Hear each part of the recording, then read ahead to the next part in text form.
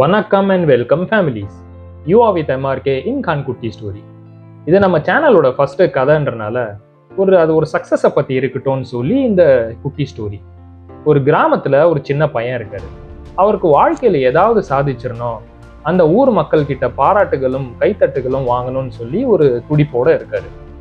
அவருக்கு ஏற்ற மாதிரி அந்த ஊரில் ஒரு ஓட்டப்பந்தயம் அறிவிக்கிறாங்க.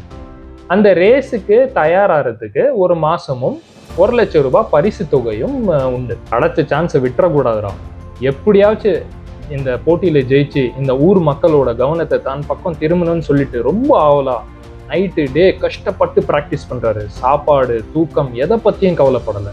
இவரோட நோக்கம் ஃபுல்லா எப்படியாவது இந்த போட்டியில வெற்றி பெற்றாகணும்ன்றது மட்டும்தான். போட்டினாலும் வருது, ஊர் மக்கள் அத்தனை பேரும் ஒன்னா கூடி இருக்காங்க. போட்டியாளர்களும் தயாரா இருக்காங்க. விசில் அடிக்கப்படுது, எல்லாரும் ஓடுறாங்க. அந்த சின்ன பையனும் வெறித்தனமா ஓடுறாரு. ஓடி இலக்க கோட்டை முதலாளா தொடுறாரு. தொட்டுட்டு நிமிர்ந்து பார்க்கறாரு. அவர் நினைச்ச மாதிரியே அவருக்கு கைத்தட்டலும் பாராட்டுகளும் ஆரவாரமும் கிடைக்குது. பெருமிதத்தின் உச்சிக்கு போறாரு இந்த சின்ன பையன். இந்த கூட்டத்துல அந்த வயசானவர் இந்த சின்ன பையன் கிட்ட சொல்றாரு, நீ நினைக்கிற மாதிரி இது இல்ல வெற்றி. நான் சொல்ற 2 பேர்கிட்ட உன்னால ஓடி ஜெயிக்க முடியுமான்னு சவால் விடுறாரு. இந்த போட்டி போட இவரு 2 பேரை கூட்டின்னு வர்றாரு. கண்ணு தெரியாதவரையும் வயசான ஒரு பாட்டியையும் அனுப்புறாரு. அந்த பையன் ஏற்கனவே தன்னை விட பெரியவங்க பலசாலிங்க எல்லாரையும் தோக்கடிச்சிட்டோமே, இவங்களை தோக்கடிக்கிறது ஒரு பெரிய விஷயமானு எகத்தாளமா நினைக்கிறாரு. மறுபடியும் போட்டி தொடங்குது, விசில் அடிக்கப்படுது. இந்த பையன் எதை பத்தியும் யோசிக்காம வேகமா ஓடி போய் வெற்றி கோட்டை தொட்டுடுறாரு. ஆனா இந்த முறை அவர் எதிர்பார்த்த மாதிரி எந்த கைத்தட்டும் இல்லை, எந்த பாராட்டும் இல்லை. இன்னும் சொல்ல போனா அந்த பையனை யாரும் கண்டுக்க கூட இல்லை. எல்லாரோட கவனமும் அந்த 2 பேரு மேல மட்டும்தான் இருந்துச்சு. இப்போதான் அந்த பையனுக்கு ஒண்ணு புரியுது. திரும்பி ஆரம்ப கோட்டுக்கே ஓடுறாரு.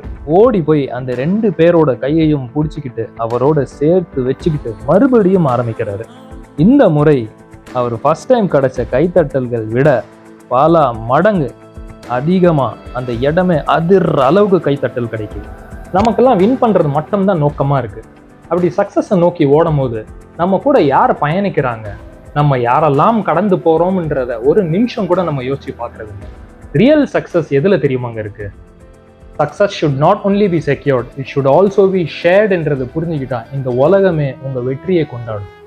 இந்த கதை உங்களுக்கு பிடிச்சிருந்தா சந்தோஷமா லைக் பண்ணுங்க, உங்க ஃப்ரெண்ட்ஸோட ஷேர் பண்ணுங்க. முக்கியமா கமெண்ட்ஸ்ல உங்க ஃபீலிங்ஸை என்னோட ஷேர் பண்ணுங்க.